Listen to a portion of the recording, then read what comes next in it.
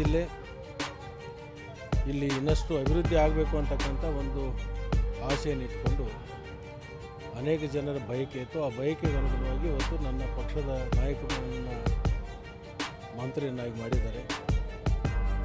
ಜಿಲ್ಲೆಯ ಸರ್ವಾಂಗೀಣ ಅಭಿವೃದ್ಧಿಗೆ ಪೂರಕವಾಗಿರ್ತಕ್ಕಂಥ ಏನೇನು ಕಾರ್ಯಕ್ರಮಗಳನ್ನು ಜೋಡಿಸಬೇಕು ಮತ್ತು ಏನು ಅಭಿವೃದ್ಧಿ ಪರವಾಗಿರ್ತಕ್ಕಂಥ ಚಿಂತನೆಯನ್ನು ನಾವು ಖಂಡಿತವಾಗಿ ಮಾಡಬೇಕು.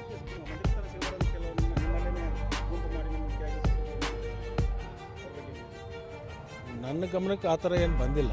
ಎಲ್ಲರೂ ನನಗೆ ಸಚಿವ ಸ್ಥಾನ ಬೇಕು ಅಂತಕ್ಕಂಥದ್ದು ಅನೇಕರು ಕೇಳ್ತಾಯಿದ್ರು, ತಪ್ಪೇನಿಲ್ಲ.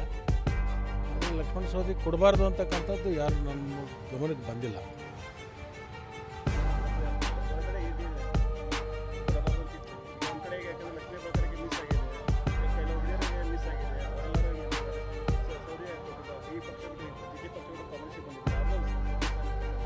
ಆ ಥರ ಯಾರು ಕಾಮೆಂಟ್ ಮಾಡಿದ್ದು ನಾನು ಕೇಳೇ ಇಲ್ಲ.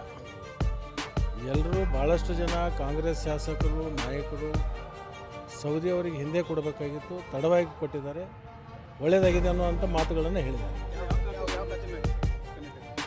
ಬಹುಶಃ ಸೋಮವಾರ ನಿಮಗೆ ಗೊತ್ತಾಗುತ್ತೆ.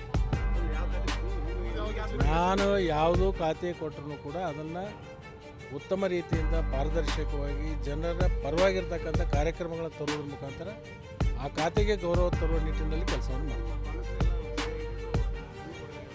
ಯಾವ್ದು 3 ಬಾಗಿಲು ಇಲ್ಲ, ಯಾವುದೂ ಇಲ್ಲ.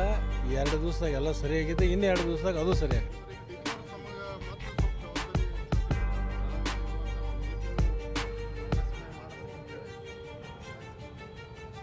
ಕಾಲು ಬರಲಿ ಕಾಲು. ಈಗ 11 ಜನ ಆಯ್ಕೆಯಾಗಿ ಬಂದಿದ್ದೀವಿ. ಅದು 14ಕ್ಕೆ ಹೋಗಿ ಮುಟ್ಟಿಸ್ಬೇಕು ಅಂತಕ್ಕಂಥ ಒಂದು ನಿರೀಕ್ಷೆ ಮುಖ್ಯಮಂತ್ರಿಗಳಿಗಿದೆ, ನಮ್ಮ ಜಿಲ್ಲೆಯಲ್ಲಿರ್ತಕ್ಕಂಥ ಎಲ್ಲ ಶಾಸಕರಿಗಿದೆ. ಅದನ್ನು 14 ಮುಟ್ಟಿಸ್ಬೇಕು ಅಂತಕ್ಕಂಥ ಚಿಂತೆ.